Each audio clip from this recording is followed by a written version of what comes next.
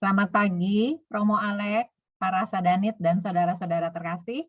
Selamat jumpa kembali dalam acara doa hening hari ini. Hari ini kita akan mendengarkan pengajaran Romo yang berjudul Roh Kudus Allah Sang Penghibur. Saya harap kita semua sehat-sehat dan dalam lindungan Tuhan. Dan semoga acara hari ini makin mendekatkan kita dengan Tuhan dan juga antar kita. Nama saya Lucy, saya akan membantu jadi moderator hari ini. Dan hari ini kita akan dibantu oleh KKS Blok B, Mo.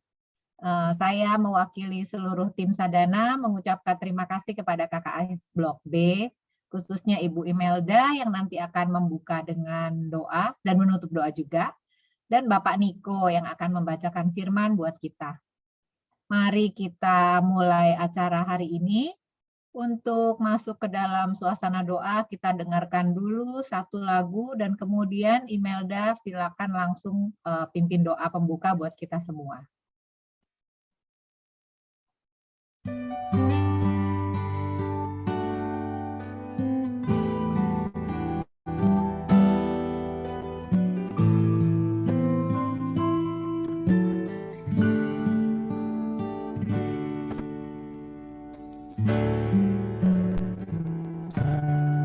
Roh Kudus, Sang Penghibur, Roh Kudus, Roh Pembimbing, tunjukkan jalanmu yang harus ku tempuh. Ajarku untuk mengerti yang harus ku perbuat tanpamu terasa hampa dan gelap gulita.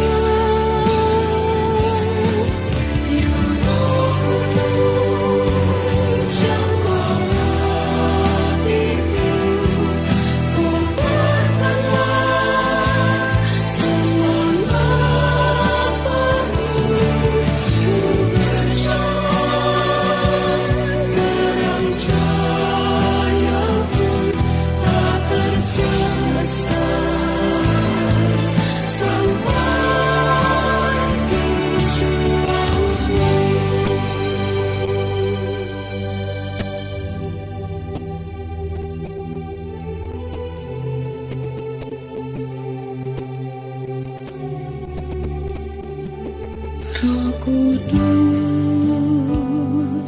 Sang Penghibur, Roh Kudus, Roh Pembimbing, tunjukkan jalanmu yang harus ku tempuh. Ajarku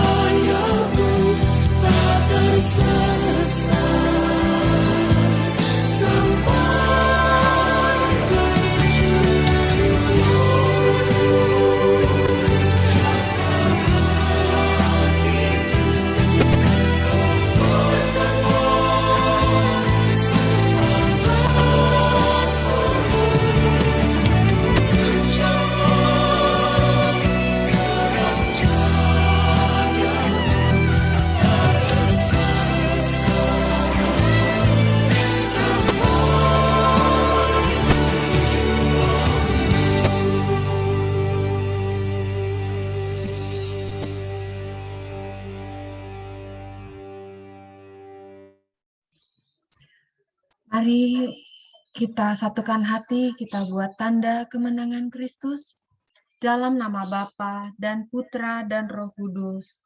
Amin.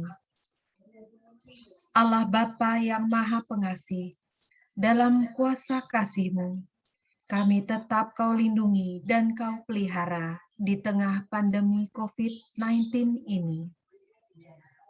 Hari ini, kami diberi rahmat berupa kesempatan untuk berkumpul secara virtual, untuk mengenal Putra-Mu dan Roh Kudus-Mu, yang ternyata selalu menyertai hidup kami.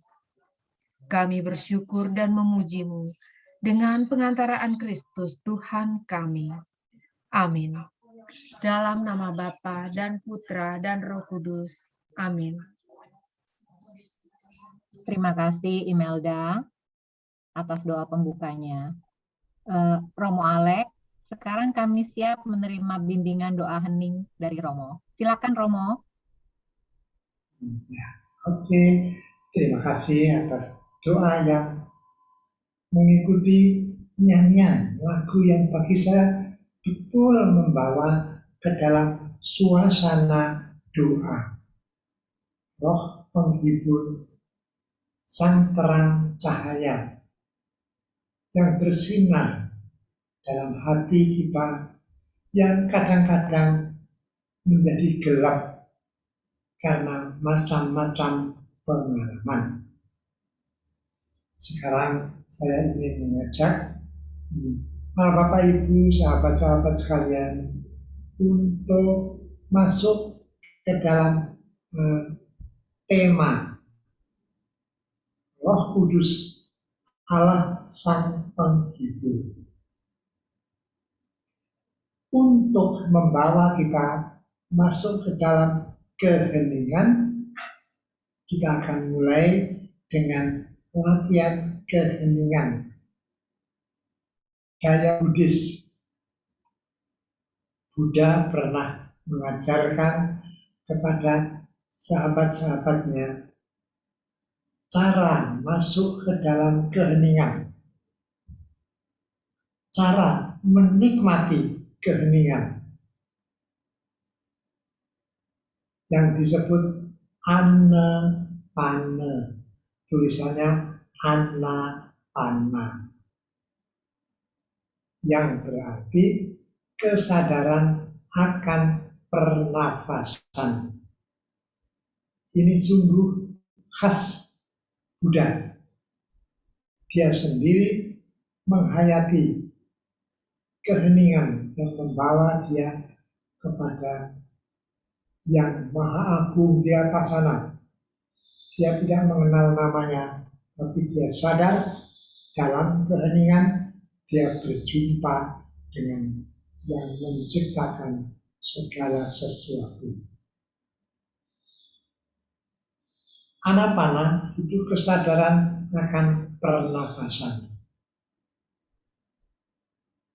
Maka mari kita ambil waktu sejenak, syukur dengan memejamkan mata.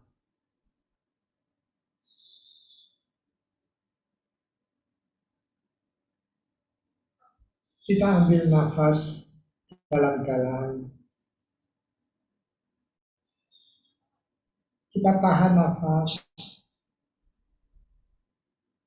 Kita hembuskan nafas pelan-pelan. Tarik nafas.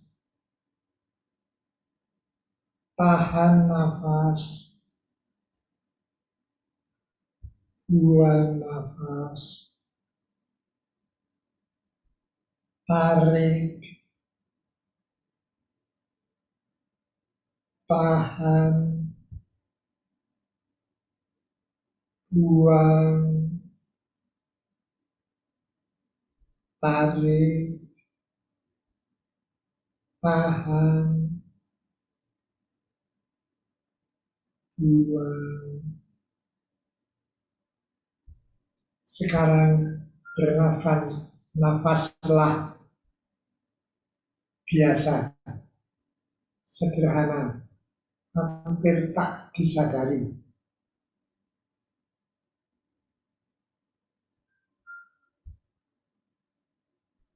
Seperti nafas kalau sedang berbicara, sedang makan, sedang tidur, kita itu bernafas tanpa sadar.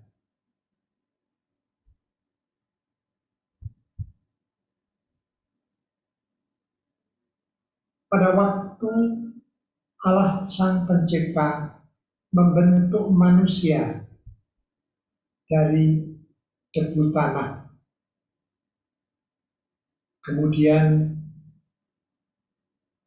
Dia menghembuskan nafasnya, nafas Allah, ke dalam hidung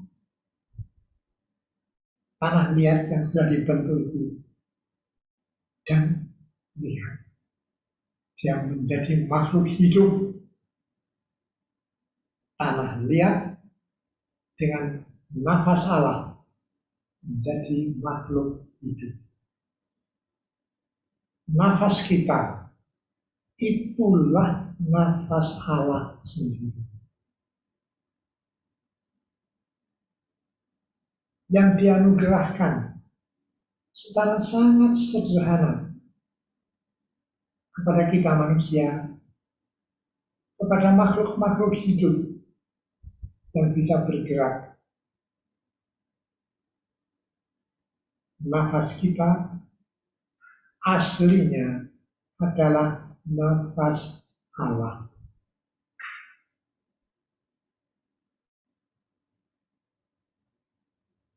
Kita sekalian bersatu dengan nafas Allah. Dalam kitab suci, nafas itulah roh Allah, roh kudus. Maka ke dalam hidup kita masuklah daya, masuklah kuasa, masuklah kasih dari Allah roh kudus itu.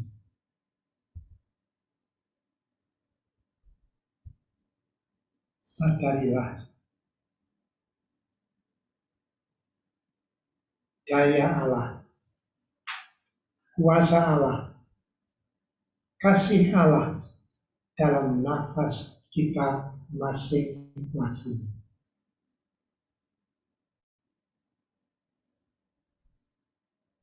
Ada nafas pendek, ada nafas panjang. Kalau kita takjub, kagum terhadap sesuatu, kadang-kadang kita menahan nafas. Nafas panjang, nafas ketakjuban, nafas kekaguman, nafas keherangan. Atau kadang-kadang kita terkejut, bahkan lali, terengah-engah. Tetapi nafas tetap ada. Kuasa Allah, daya Allah membantu kita dalam situasi, dalam kondisi apapun yang nyata dalam hidup. Ambillah waktu sejenak untuk bernafas biasa. Nafas masuk dan keluar. Daya Allah masuk dan keluar. Kasih Allah menghidupkan kita masing-masing. Bila nafas terhenti, kita mati. Mati sering disebutkan menghembuskan nafas terakhir. Ya Romo, silakan dimulai. Oke, ya. Jadi tadi saya menerangkan sedikit tentang meresapi keheningan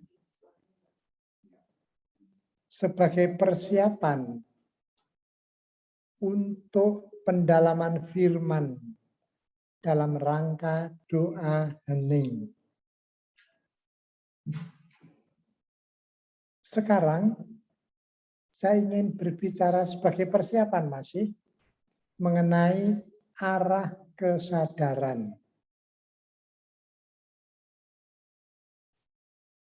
Dalam kehidupan atau perjalanan hidup kita, sekali-sekali atau seringkali kita mengalami kesepian.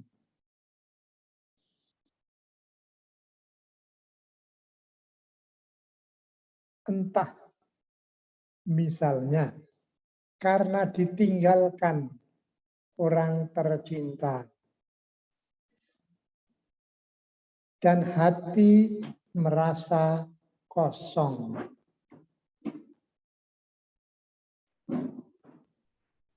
Atau karena gagal dalam suatu perjuangan dan orang merasa berkecil hati atau orang menderita sakit yang berkepanjangan dan karenanya menjadi putus harapan. Sudah berobat ke sana kemari, tapi penyakit tetap ada saja.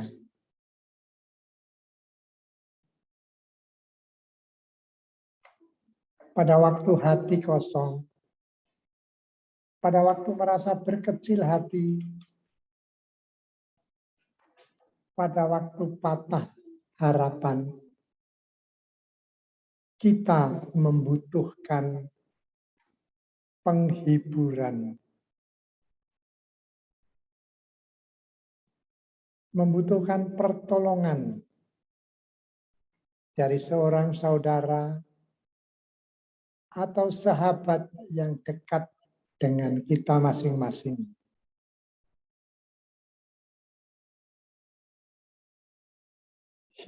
Penghiburan atau pertolongan itu adalah anugerah.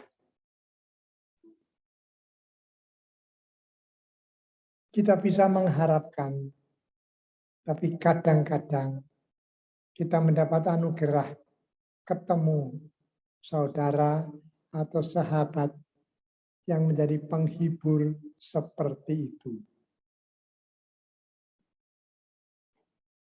Dalam pendalaman iman, pendalaman firman, kita akan mendengarkan nanti pengalaman atau sabda Yesus yang akan meninggalkan para muridnya.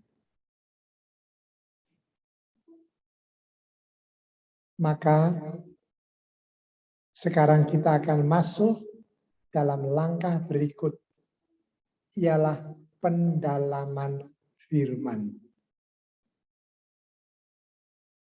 Untuk bisa mendalami firman, untuk mengenal Roh Kudus Sang Penghibur, kita akan mengikuti cara dari tradisi Yudaisme kuno.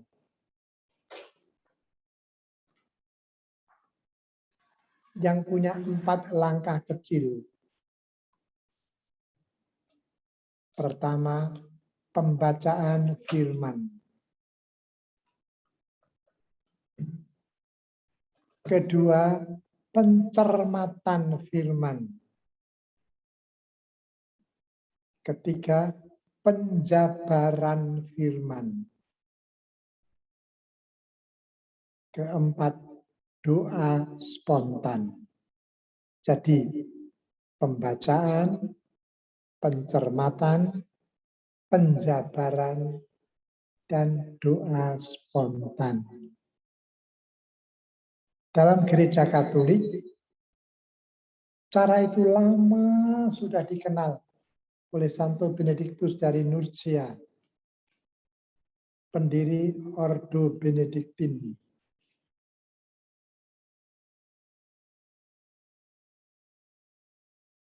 Lectio Divina dikenal dengan istilah Lectio, itu pembacaan, Meditatio itu pencermatan, Contemplatio itu penjabaran, dan Oratio itu doa spontan. Karena saya mengenal yang dari Yudaisme kuno, saya pakai istilah itu. Kita akan mulai dengan pembacaan firman yang sudah kita pilih dari Injil Santo Yohanes. Nanti akan dibacakan oleh saudara kita tercinta Imelda kalau tidak salah. Ya. Maka mari kita masuk pada langkah pembacaan. Karena aku mengatakan hal itu kepadamu, sebab itu hatimu berduka cita. Namun benar yang kukatakan ini kepadamu adalah lebih berguna bagi kamu jika aku pergi.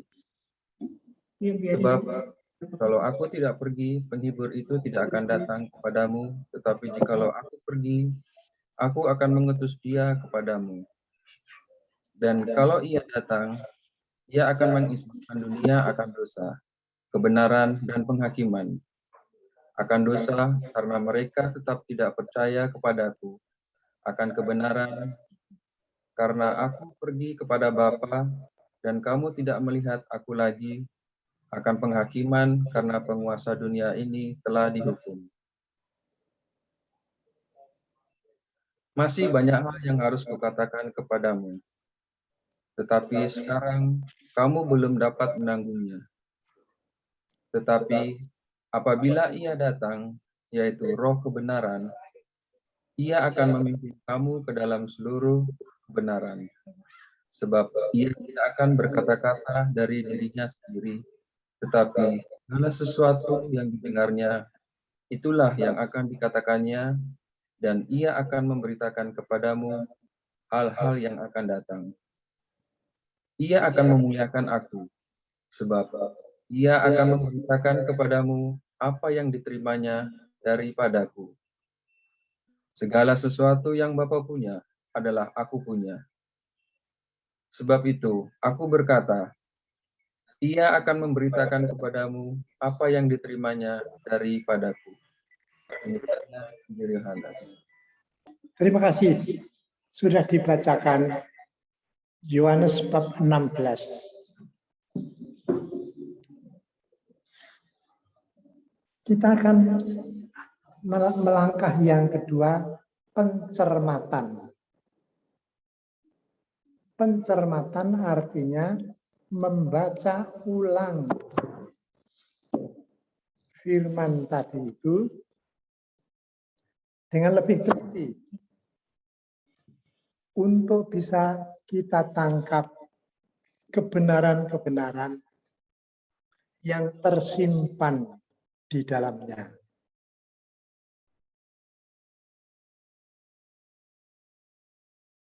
Misalnya, tadi Yesus berkata, "Aku akan pergi."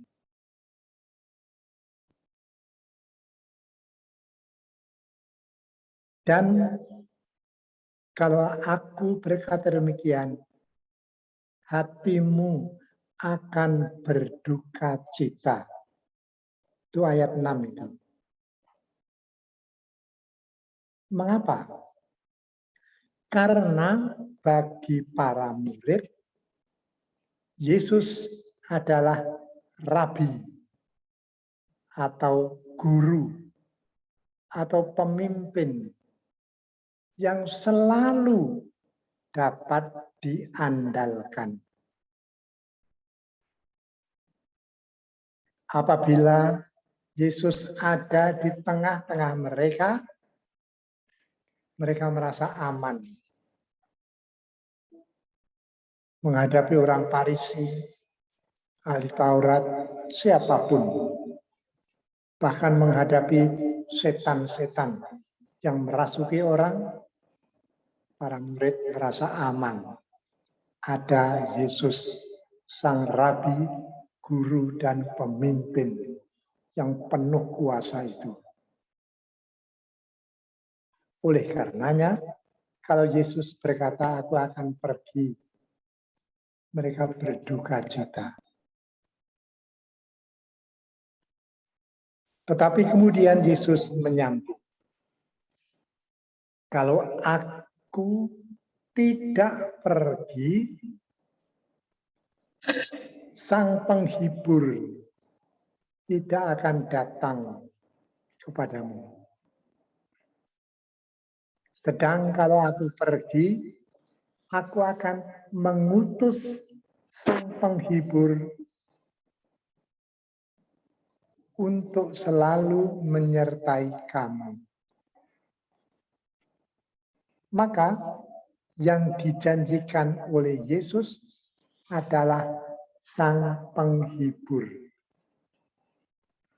Siapa itu?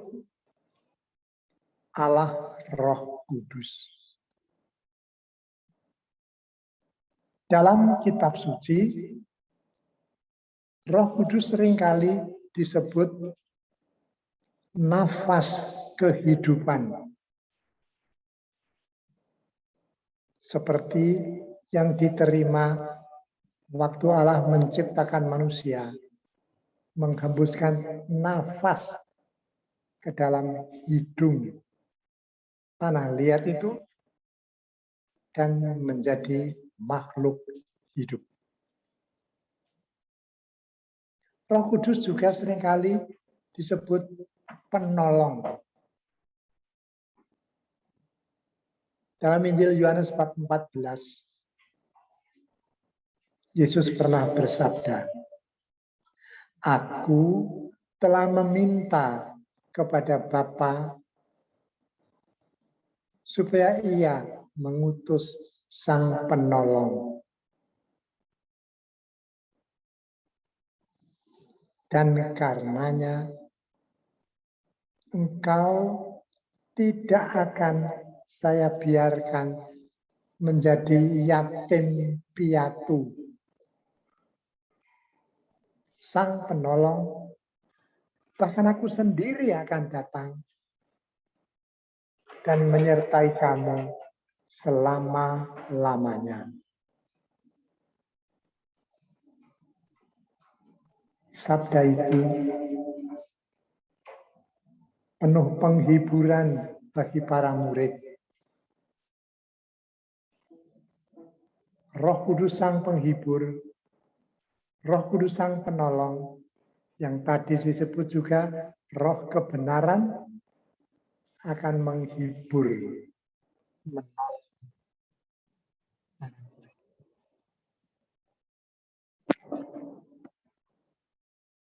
Bagaimana Dia akan menolong para murid?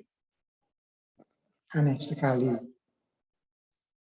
Tidak dengan meninabobokkan ketakutan mereka, tidak. Tetapi Yesus berkata, Dia akan menginsyafkan dunia mengenai dosa, kebenaran, dan hukuman.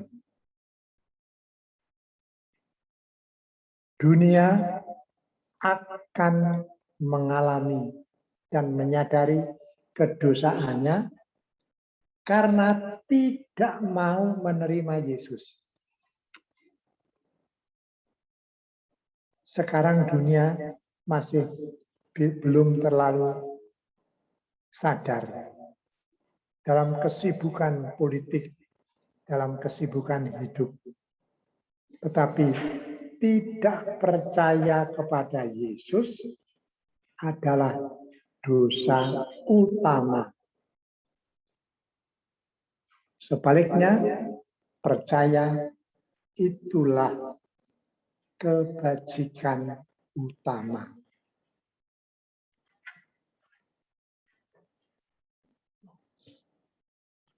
Maka roh itu akan menginsyafkan, artinya meyakinkan dunia bahwa dunia mengalami kedosaan karena tidak percaya. Yang kedua, kebenaran. Dunia akan tidak melihat Yesus lagi karena Yesus sudah pulang kembali ke surga. Kita para murid juga tidak melihat dia lagi. Yang ketiga, hukuman. Dunia itu sudah mengalami hukuman karena dosanya. Kebenaran itu diinsyafkan oleh roh penghibur ke dalam hati para murid, supaya nanti kalau para murid melanjutkan karya Yesus untuk mewartakan Injil, jangan berkecil hati, jangan merasa kesepian kalau ditolak oleh dunia. Karena dunia tidak percaya kepada Yesus. Para murid tidak perlu berkecil hati karena tidak melihat Yesus. Karena Yesus sudah kembali kepada Bapa di surga. Tetapi rohnya selalu menyertai. Para murid juga boleh sadar, penguasa dunia boleh berbuat semau gue. Tetapi para murid tidak perlu berkecil hati karena Roh Kudus sudah meyakinkan, menginsyafkan mereka. Itu salah satu bentuk penghiburan. Dan Roh Kudus, Roh Sang Penghibur, Roh Sang Penolong itu akan memuliakan Yesus. Dan para murid boleh menyadari semuanya itu. Demikian kalau kita mencermati firman Tuhan dari Injil Yohanes bab 16 ayat 6 sampai 15 tadi dengan lebih teliti dari ayat ke ayat sebagaimana tertulis. Maka kitab suci itu ya tulisan manusia, betul. Tetapi dengan ilham Roh Kudus. Maka kita pantas membaca dengan teliti sebagaimana tertulis. Karena di sana tertuang kebenaran-kebenaran. Hai, itu sampai langkah pencermatan. Pembacaan, pencermatan. Yang ketiga, penjabaran. Dalam penjabaran, kita itu sebetulnya mau bertanya, lalu dalam hidupku sekarang ini, dalam situasi kondisiku yang nyata, pribadi sekarang ini, bagaimana kebenaran itu bisa kuhayati. Bagaimana saya bisa hidup sesuai kebenaran itu. Saya merenungkan firman Tuhan itu dan menemukan beberapa kebenaran yang bisa kuikuti dalam hidup. Kadang-kadang seperti setiap orang itu mengalami duka cita seperti yang dialami para murid tadi. Kesepian, derita. Khususnya di saat pandemi sekarang ini. Saya percaya banyak sekali keluarga yang berduka cita. Mungkin karena seorang ayah meninggal karena COVID. Atau ibu dipanggil Tuhan. Atau anak terkasih dipanggil Tuhan. Hati menjadi kosong, hampa. Tanpa dia, aku bisa hidup bagaimana? Maka pada waktu itu aku bisa mencari penghiburan. Mungkin ada yang kemudian bekerja keras. Mungkin ada yang cari keramaian dalam tontonan, dalam perlombaan.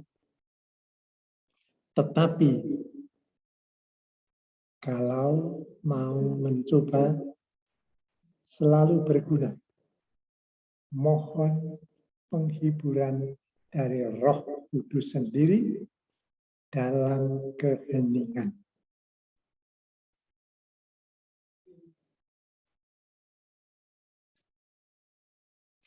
Keheningan adalah suatu terapi yang mujarab. Demikian kata Sang Buddha itu. Dalam situasi hati yang negatif apapun, emosi negatif apapun, keheningan bisa menyembuhkan. Maka kalau sekali-sekali mengalami kesepian, merasa sendirian, merasa hati hampa kosong, berkecil hati, diamlah.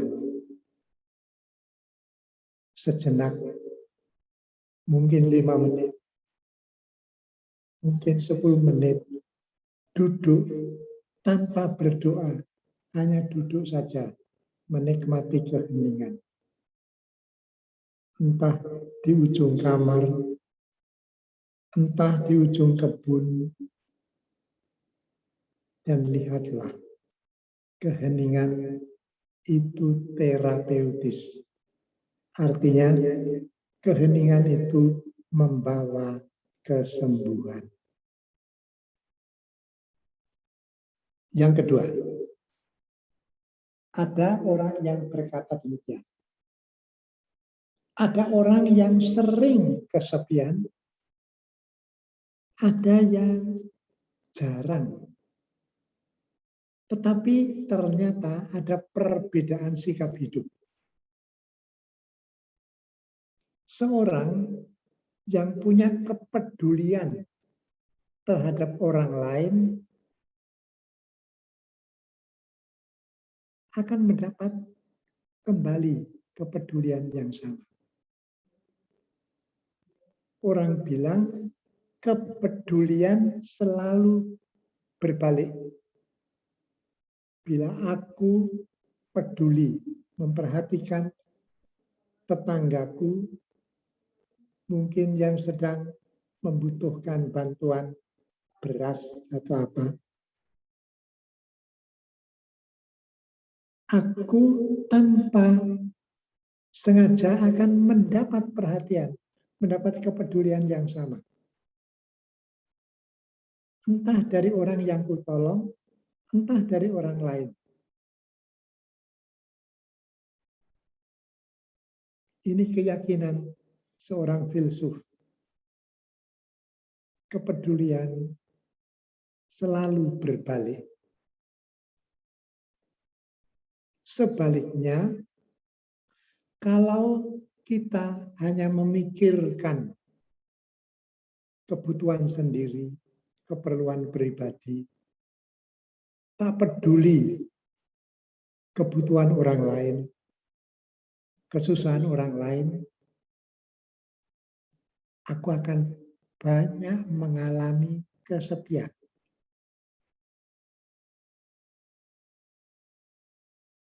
Kepedulian itu berbalik. Demikian pula ketidakpedulian.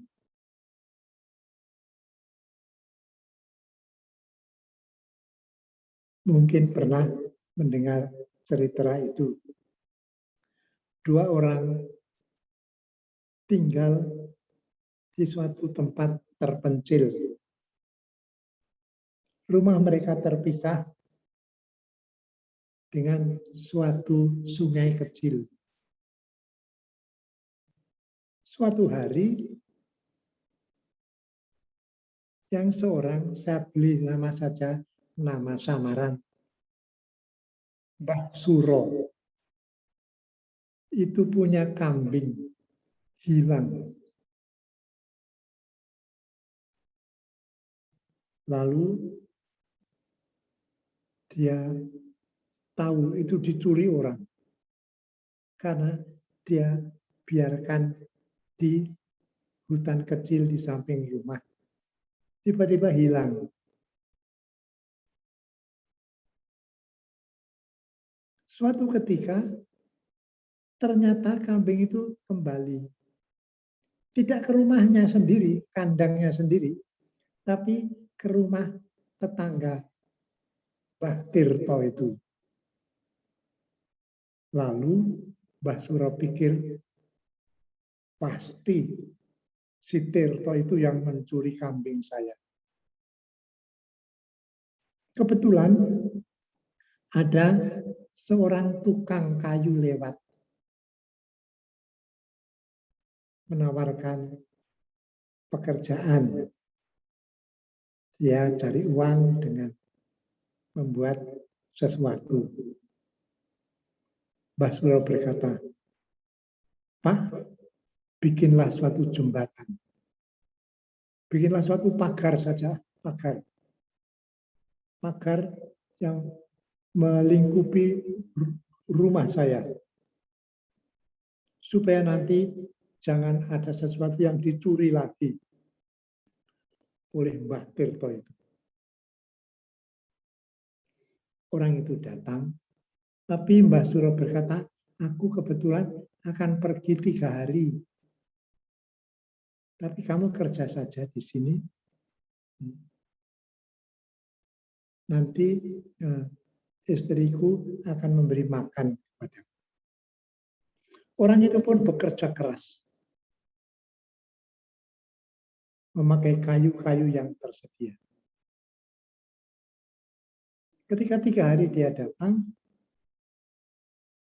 Mbah Suro bertanya, mana pagar? Aku tidak membuat pagar.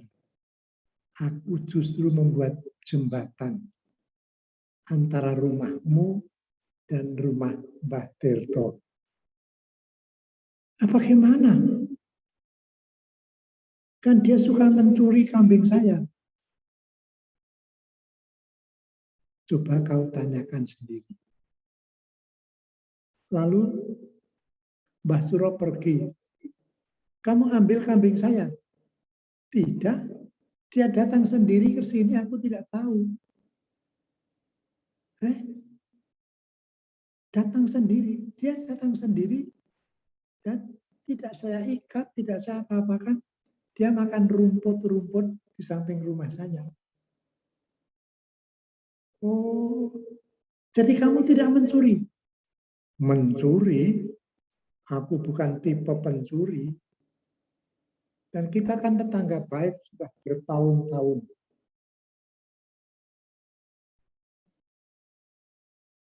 Mbah Suro kemudian berpaling kepada tukang kayu itu. Kamu membuat jembatan supaya apa? Ya, supaya kamu bisa ketemu dengan mudah dengan Mbah Tirto itu.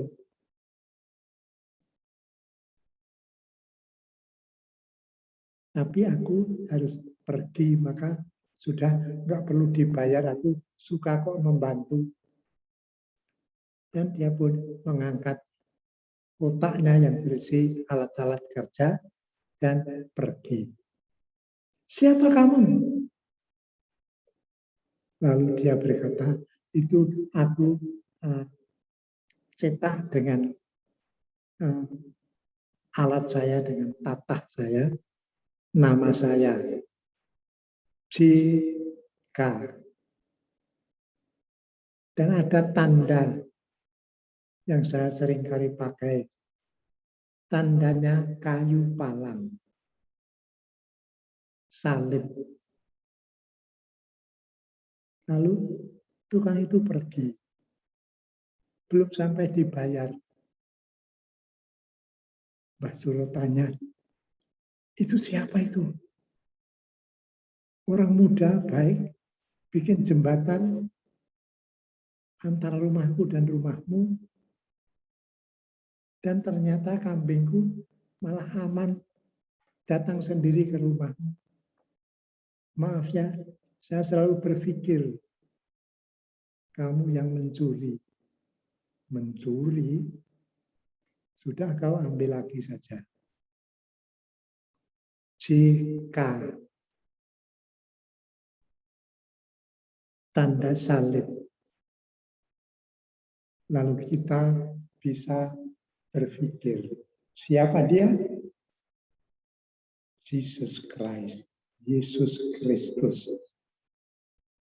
Yesus Kristus mengajak kita bukan membuat pagar di sekeliling rumah kita, tapi membuat jembatan yang menghubungkan kita. Apabila kita punya kepedulian terhadap kebutuhan orang lain, kita akan sulit mengalami kesepian. Itulah Roh Kudus yang berkarya dalam hati kita. Roh Yesus Kristus. Maka kalau kita mau mengalami hidup tanpa terlalu banyak duka cita, tanpa terlalu banyak kesepian, kembangkanlah kepedulian terhadap sesama. Pernahkah aku mencoba mengembangkan kepedulian? Lalu lihatlah kesepian yang sekali-sekali menyelinap ke dalam hati, tahu-tahu hilang. Karena aku sedang membantu, sedang mempedulikan orang lain. Kepedulian itu juga selalu berbalik.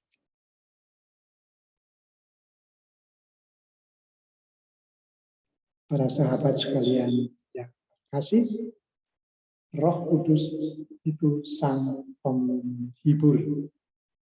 Atau tadi dalam Injil yang lain, bab Yohanes 14, Roh Kudus itu adalah sang penolong yang diutus oleh Bapa atas permintaan Yesus Kristus. Kalau kita merasa tak berdaya, ingatlah ada penolong yang siap menolong kita.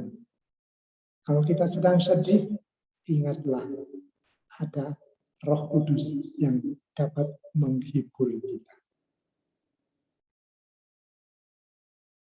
Bagaimana? Sekali-sekali belajarlah berhening-hening, diam dalam keheningan. Bagi anggota sadana, ada beberapa cara masuk dan menikmati keheningan. Tapi itu mungkin dalam pertemuan berikut, saya akan berbicara khusus untuk teman-teman yang baru, supaya lebih tahu persis bagaimana masuk dan menikmati keheningan itu. Sekarang kita sampai pada langkah keempat, doa spontan. Saya akan mengucapkan doa itu.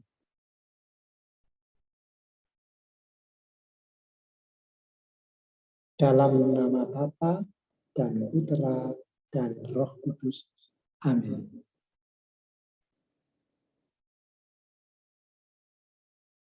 Roh Kudus, Allah Sang Penghibur. Kami manusia adalah makhluk dengan badan dan jiwa.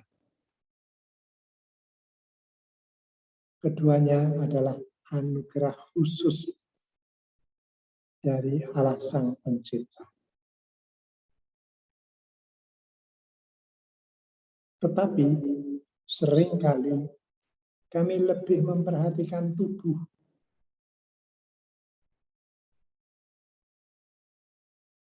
mengamati yang bisa kita lihat, mendengarkan yang bisa kita dengarkan, meraba yang dapat kita pegang. Kami seringkali lebih peduli terhadap tubuh dan alam yang ada di sekitar kita. Kurang kenal dengan Roh Kudus, Roh yang tidak punya badan, Roh yang tidak kelihatan. Tetapi ternyata Roh Kudus itu seringkali menghibur, seringkali membangkitkan semangat dan gairah hidup. Kita ingat pada hari Pentakosta, para rasul yang ketakutan karena Yesus baru saja terbunuh dan sudah naik ke surga. Mereka berkumpul dalam suatu kamar dengan jendela tertutup rapat, dengan pintu terkunci dan terpalang. Kisah Rasul-Rasul menceritakan, tiba-tiba terdengarlah suara gemuruh angin dari atas. Dan di atas kepala para murid ada lidah-lidah api.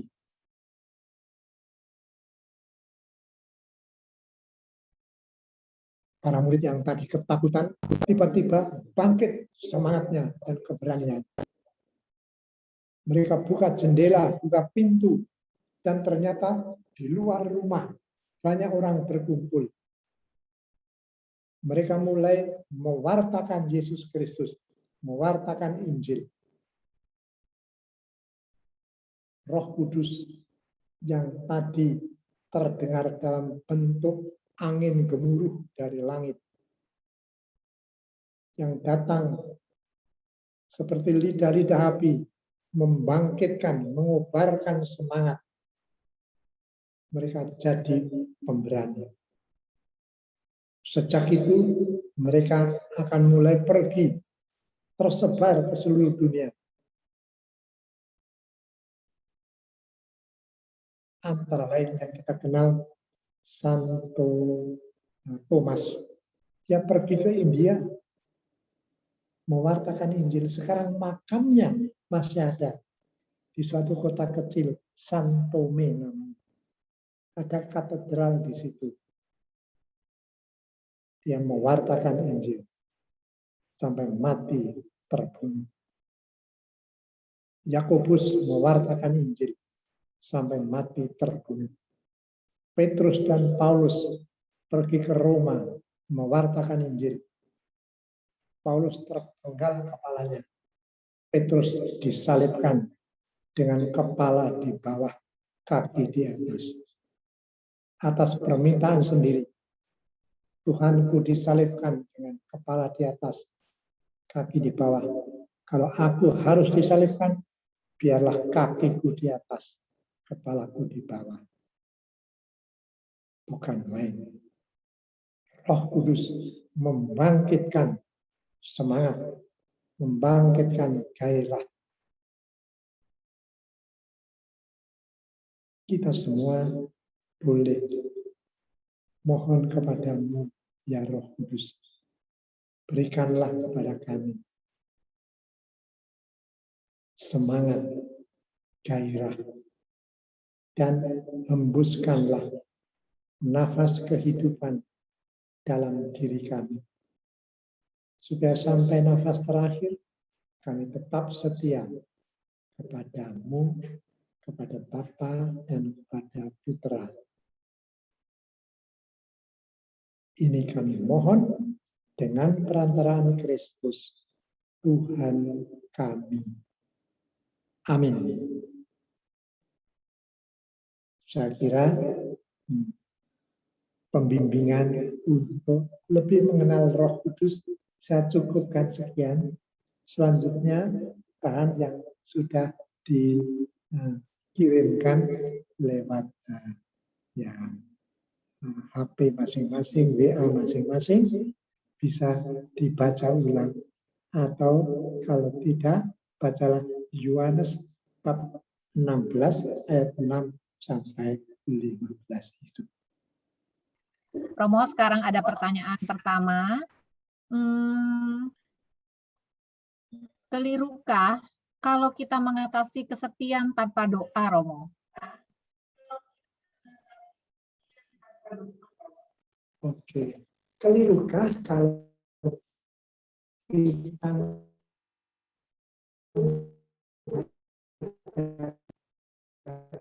kesepian bisa keliru?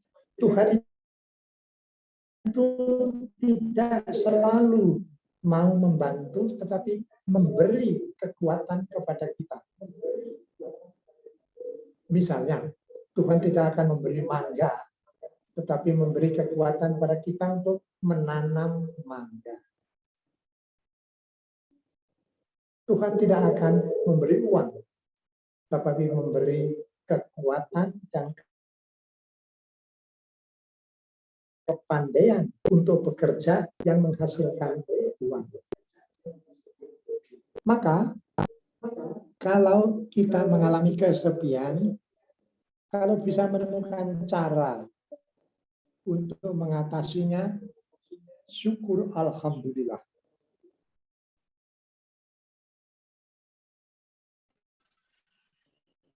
Misalnya dengan sibuk bekerja, seorang ditinggalkan oleh sahabatnya, dan lalu dia sibuk bekerja supaya hatinya tidak selalu berpikir mengenai kehilangan itu.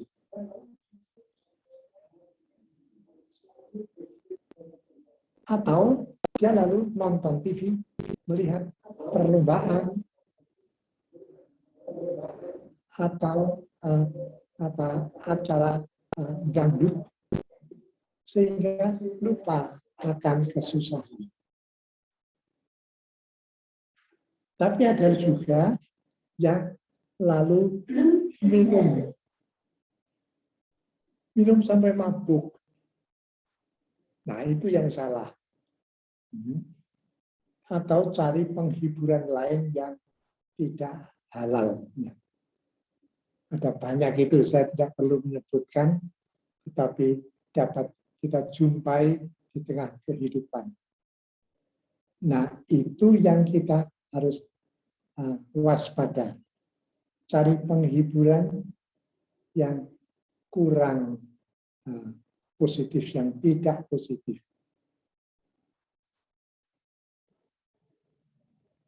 Ada seorang namanya Thomas Alva Edison, kalau tidak salah.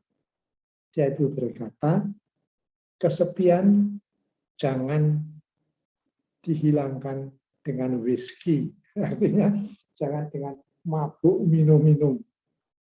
Karena setelah mabuk, kesepian akan kembali lagi dengan lebih mengerikan.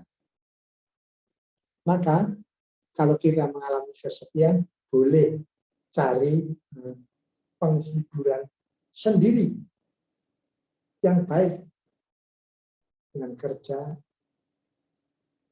dengan menulis. Kadang-kadang saya juga mengalami kekecewaan, tapi lalu waktu mata saya masih baik, saya suka menulis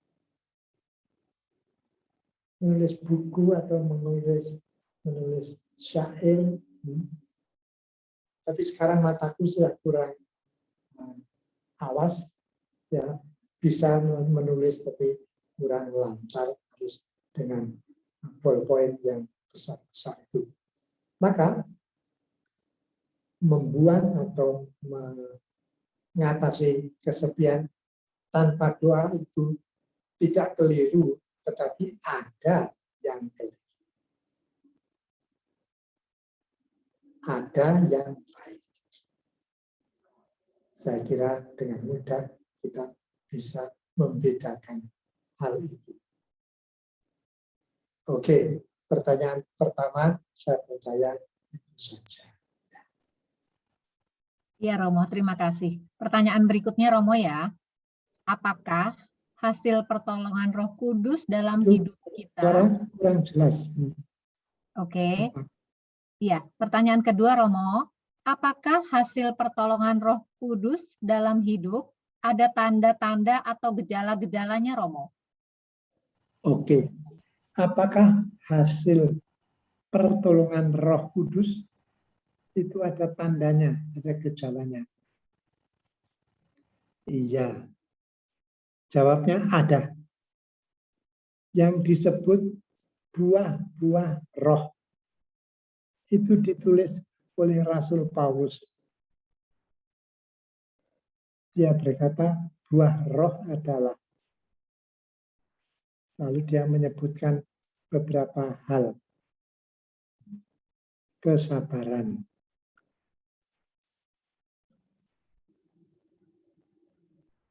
penguasaan diri, kasih, dan sebagainya. Maka ada sifat-sifat atau kebajikan-kebajikan yang bisa kita bawa sebagai bekal menghadap Tuhan. Itulah buah Roh Kudus. Komitmen,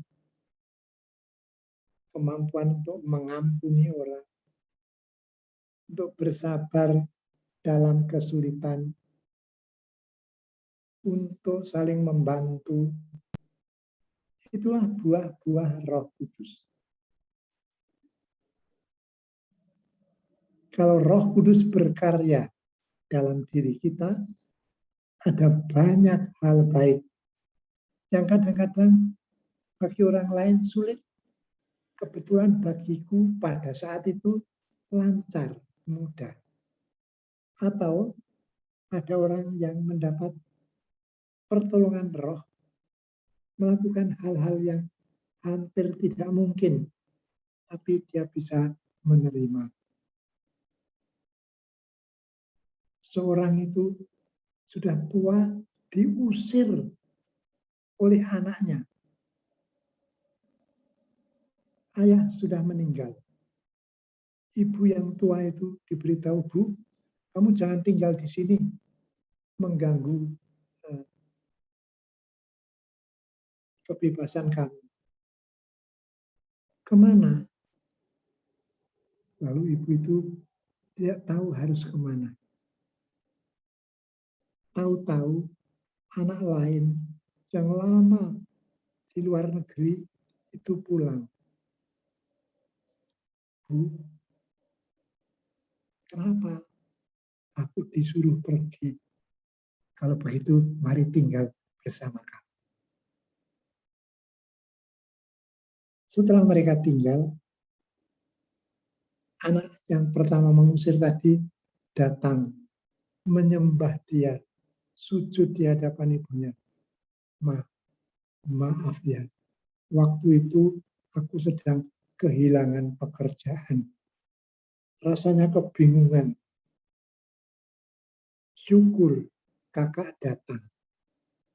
Sekarang kakak dan ibu silakan kembali ke rumah. Kami akan sangat senang bersama-sama.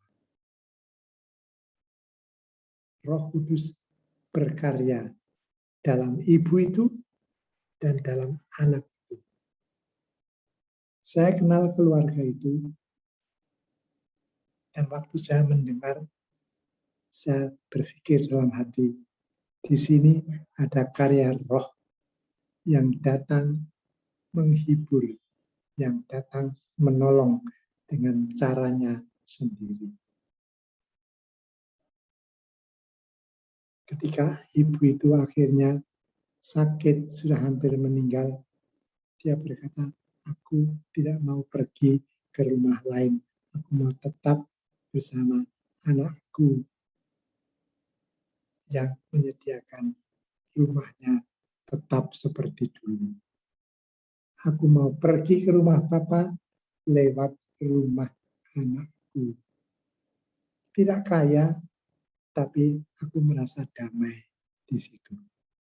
Kedamaian itulah salah satu buah Roh Kudus. Maka gejala dari kehadiran roh itu semua sikap-sikap yang positif dalam kehidupan yang dapat kita persembahkan kepada Allah pada waktu akhirnya kita boleh menghadap Dia dalam kerajaannya. Maka setiap hari kita bisa bertanya, apa buah roh yang hari ini bisa ku simpan, bisa ku hayati. Mungkin menolong seorang yang sedang kebingungan, cari alamat, tidak ketemu. Saya bertanya, di mana? Siapa kamu cari? Oh, rumahnya itu di seberang jalan. Mari, saya antar saja. Perbuatan kecil, tetapi perbuatan dari Roh Kudus sendiri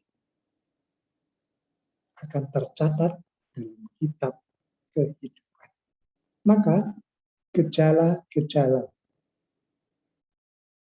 karya Roh Kudus dalam hidup kita itu hampir semua perbuatan baik, sikap baik, pikiran baik. Dalam suatu asrama ada dua anak yang sering kali bertengkar. Tetapi ketika yang seorang sedang bertugas mencuci piring, dia khusus mencuci piring teman bertengkar itu dan meletakkan di tempat yang paling bagus supaya piringnya paling bersih dan mudah diangkat kembali. Nampaknya sangat sederhana, tapi di situ ada roh, ada semangat yang dituangkan oleh Roh Kudus.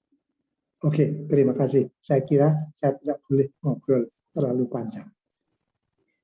Baik, Romo. Pertanyaan berikut, Romo ya. Jadi, Mo, ada teman yang mengalami kehampaan dalam berdoa. Jadi, dia merasa bosan berdoa, merasa kehabisan kata-kata dan pikiran. Mau sampaikan apa dalam doa ini kepada Tuhan. Jadi, kalau dalam keadaan seperti itu, bagaimana mengatasinya, Mo? Bagaimana kita bisa kembali dalam persatuan yang mesra dengan Allah? Oke, ya bagus, pertanyaan bagus ya. Kadang-kadang kita tidak punya kata, tidak punya pikiran yang harus saya ungkapkan kepada Tuhan. Tetapi ada kerinduan untuk berkomunikasi dengan Tuhan. Pada waktu itu, orang bisa doa dalam keheningan. Istilahnya, doa kehadiran. Saya duduk tenang. Tuhan, aku ada di sini. Hanya itu saja. Kau pasti dekat dengan aku.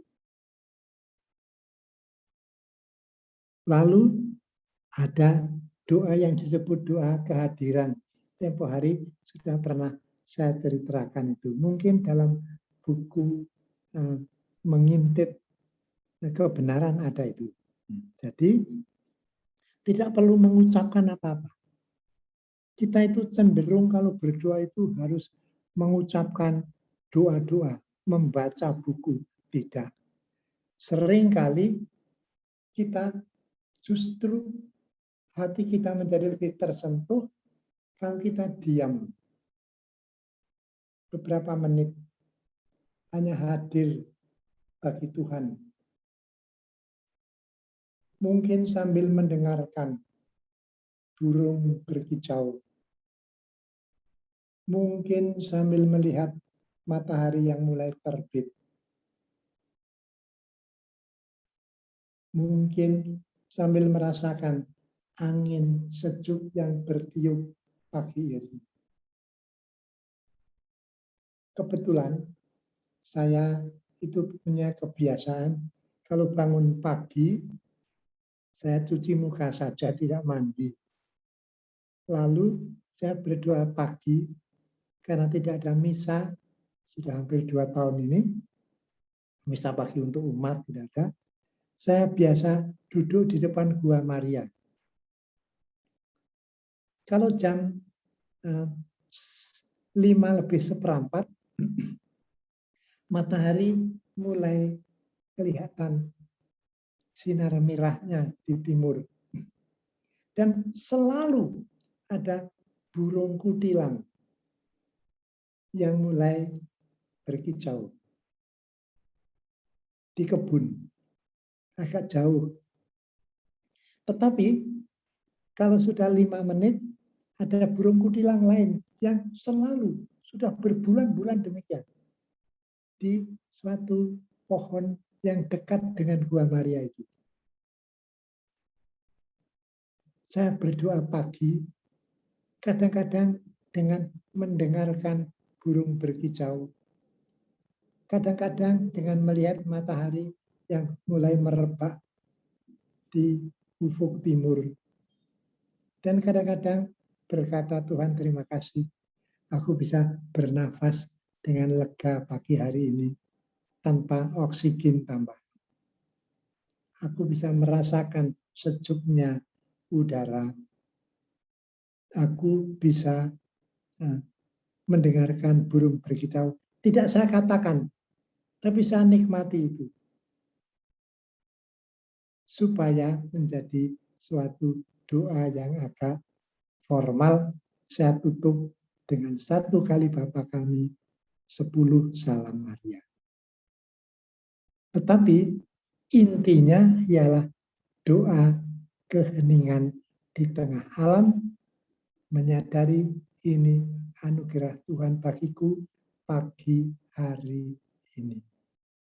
Jadi doa itu kalau Santo Ignatius lebih mengatakan yang muncul dari hati spontan itu lebih dihargai daripada yang dibaca dari buku.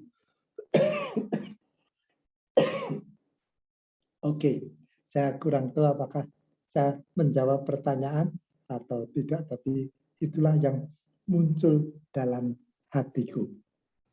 Begitu, Ibu. Ya. Iya, Romo. Menjawab, Romo. Terima kasih. Ya. Sekarang Ya. satu pertanyaan yang terakhir, Romo ya. Ya, oke. Romo, apakah ada cara meditasi khusus memohon kekuatan dari Roh Kudus saat kita di dalam kesesakan, Romo? Iya. Mungkin ada doa kepada Roh Kudus yang ditulis oleh orang kudus. Tetapi saya sendiri lebih merasakan kuasa Roh Kudus, kasih Roh Kudus dengan berdoa spontan, sederhana saja. Tuhan, aku sedang kurang merasa terlindung. Pada waktu saya di Timor Timur, pernah aku tidak diterima oleh uskup di sana. I do not need any Indonesian. Pada waktu itu belum ikut Indonesia. Waktu aku merasa kok aku tidak diterima kerja. Lalu aku mencoba mengatakan apa adanya. Ya Tuhan, aku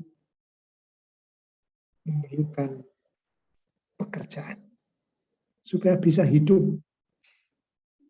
Akhirnya saya itu diterima sebagai sopir Palang Merah Internasional, sopir truk yang bisa keliling kemana-mana, dan tugas saya justru untuk melihat keadaan di Timor Leste yang bisa dibantu oleh Gereja Indonesia.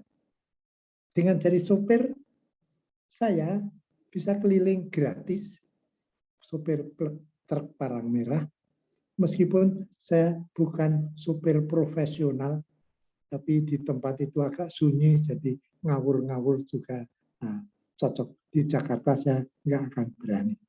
Maka doa yang khusus mungkin ada, tapi aku malah tidak tahu doa kepada Roh Kudus, kecuali misalnya dari Taizé itu, Spirit of the Living God, fall of rest on me. Roh Allah yang hidup turun atas kami. Bentuklah, pakailah kami. Roh Allah yang hidup turunlah atas kami. Itu doa yang tidak resmi, tapi dikenal di banyak kelompok. Atau nyanyian itu, Veni Sancte Spiritus, Veni Sancte Spiritus, dan sebagainya. Ada doa-doa yang berupa nyanyian, atau ada dalam buku misa pada hari Pentakosta. Itu doa-doa resmi. Tapi aku jarang hafal doa resmi itu. Mungkin setiap orang ya ada kecenderungan masing-masing. Yang penting aku mau berdoa kepada Tuhan apabila sedang membutuhkan penghiburan atau pertolongan. Jadi menemukan doa yang resmi atau tidak itu soal kedua. Kalau mau cari, pinjamlah buku doa dan buku nyanyian. Dalam puji syukur ada itu nyanyian-nyanyian kepada Roh Kudus. Itu doa resmi dari gereja yang sudah disyahkan oleh KBI. Begitu Ibu. Baik Romo. Romo, Ya. ada satu pertanyaan terakhir, mungkin Romo bisa Oh, jawab ya. dengan singkat. Ya. Teman ini bertanya Romo, kalau brevir gimana Romo? Mana yang lebih baik, doa hening atau brevir? Oh, nah itu memang ini. Kalau Anda atau kalau ada orang yang bisa berdoa brevir, karena itu harus membaca ya, banyak mazmur dan banyak doa. Kalau bisa itu alangkah baiknya, karena itu doa dari gereja. Aku dulu suka berdoa brevir pagi, siang, sore, malam. Tetapi setelah kurang bisa membaca, aku lebih mengutamakan doa hening dalam hati atau doa rosario paling mudah. Tetapi kalau aku berdoa, misalnya aku berdoa untuk saudara atau teman yang sakit, aku ingat kapan Yesus menyembuhkan orang sakit. Lalu saya berdoa dengan 5 jari. Kudoakan mereka yang dekat dengan saya, yang sedang sakit. Kusebutkan namanya. Lalu aku ingat Yesus menyembuhkan Bartimeus yang buta itu. Kemudian aku ingat Yesus menyembuhkan anak yang kerasukan setan, perempuan Kanaan itu.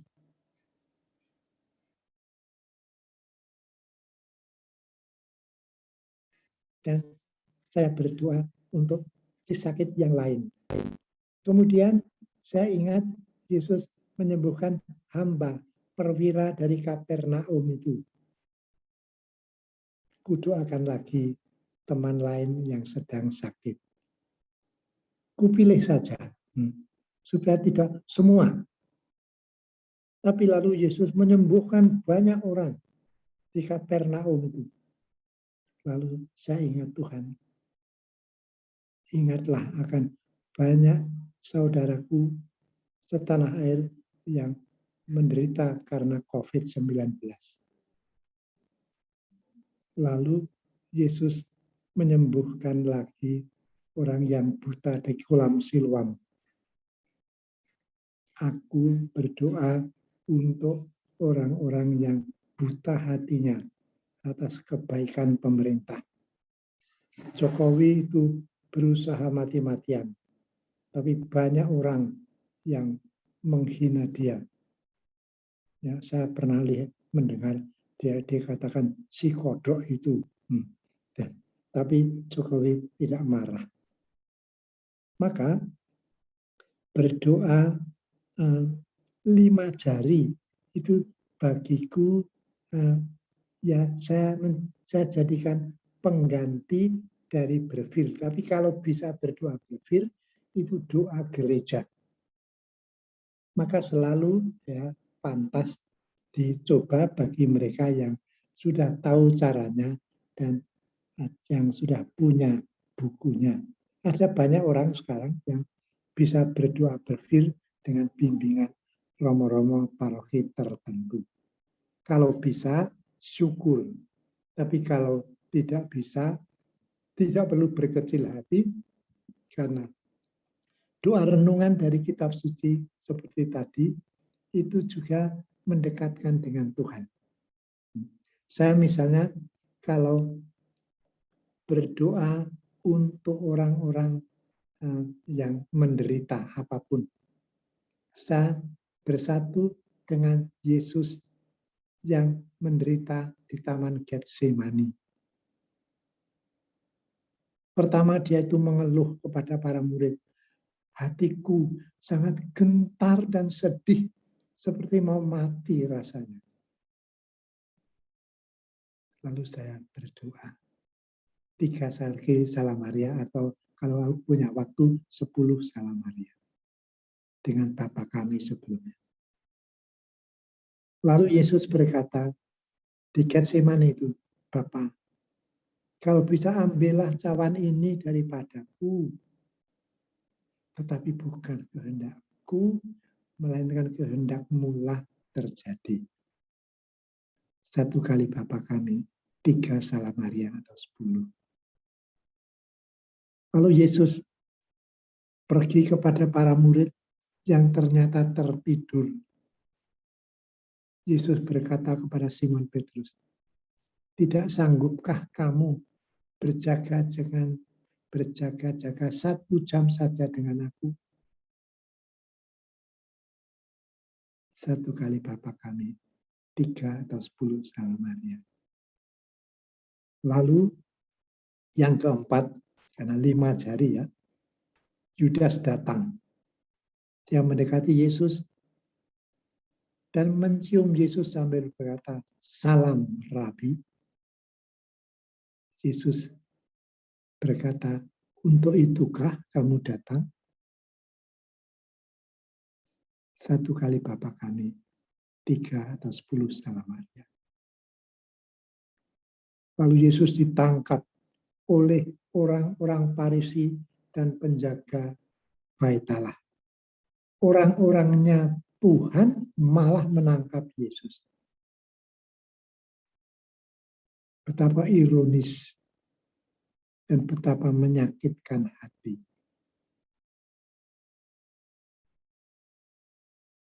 Satu kali Bapa kami, 3 atau 10 salam Maria.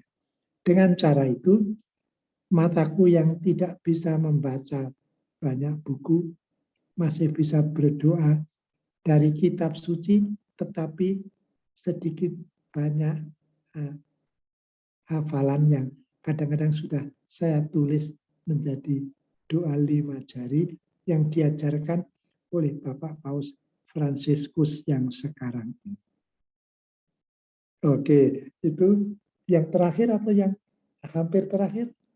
Sudah, Romo, pertanyaan terakhir barusan. Ya. Oh ya.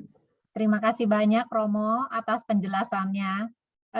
Sangat mencerahkan, jelas buat kita semua. Ya. Kita mau tutup acara ini, tapi sebelumnya minta izin untuk pengumuman dulu, Romo, ya. Teman-teman, bagi teman-teman yang tergerak untuk memberikan persembahan kasih untuk pengembangan Sadana, Anda bisa transfer berkat untuk Sadana ke BCA nomornya 730-028-5656. Rekening tersebut atas nama Heni Junaini atau Dewi. Terima kasih banyak untuk taburan teman-teman selama ini, Tuhan yang akan balaskan. Kemudian pertemuan kita di kelas Sadana berikut adalah tanggal 18 September, teman-teman. Dan ini yang barusan kita bicarakan, Romo Alek punya buku yang paling baru, judulnya Mengintip Kebenaran. Harganya 20.000, belum termasuk ongkir. Anda bisa pesan kepada Heni dan di nomor WA berikut 0812-8374-7477.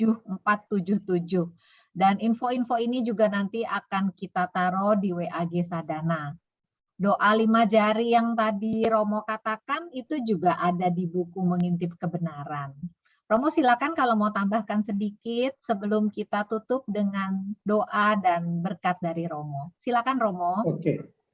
Ada satu dongeng yang sangat disukai dalam Mengintip Kebenaran. Seorang samurai ahli main pedang Jepang datang kepada Hakuin, seorang guru. Dia bertanya, apa bedanya surga dan neraka? Hakuin diam sejenak. Lalu dia melihat orang itu dan bertanya, siapa kamu? Samurai menjawab, aku, seorang samurai, salah satu pengawal pribadi kaisar. Hakuin melihat dia. Kamu samurai, tampangmu lebih seperti pengemis. Apa katamu? Dia membentak. Tampangmu seperti pengemis. Dan pedangmu nampaknya begitu tumpul. Tidak bisa memotong kepala orang. Apa katamu? Dia mencabut samurainya. Tapi lalu Hakuin, guru itu berkata, itulah neraka. Samurai itu tiba-tiba sadar. Dia menyarungkan pedangnya. Dan Hakuin berkata, itulah surga. Bagi seorang samurai, cacat yang paling besar hanyut dalam emosi. Kebajikan paling besar adalah penguasaan diri. Surga dan neraka ada dalam kehidupan kita. Itu saja. Ya, kalau sekali-sekali Anda punya buku itu bisa dibaca dan ditangkap hikmahnya.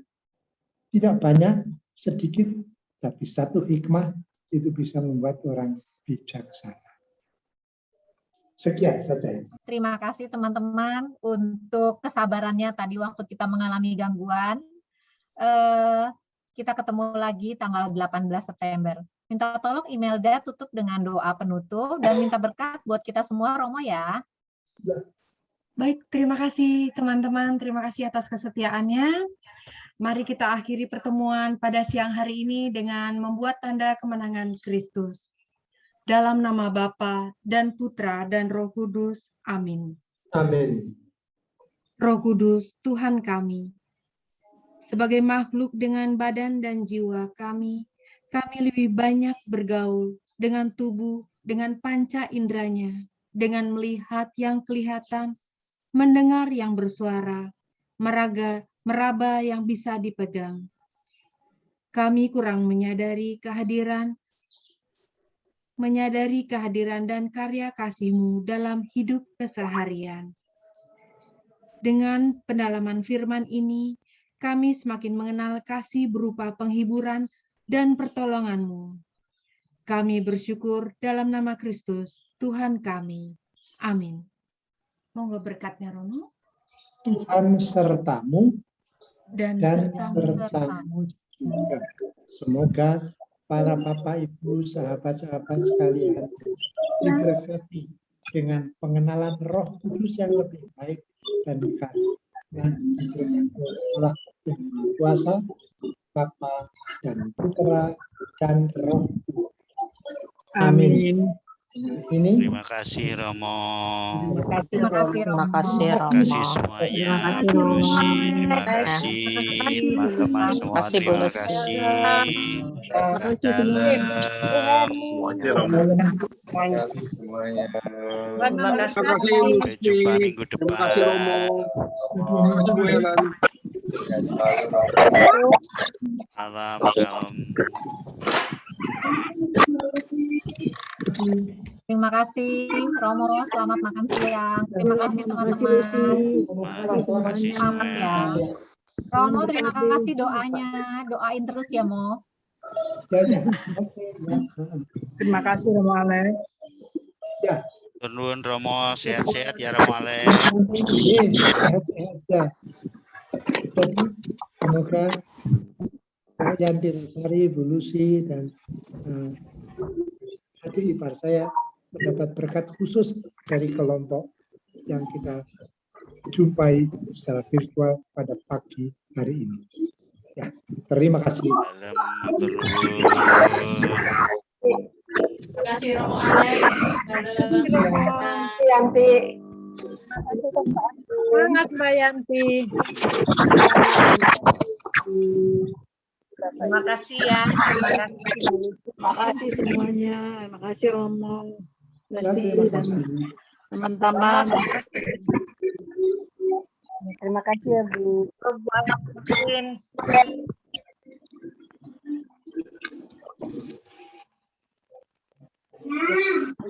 Akan ditutup ya.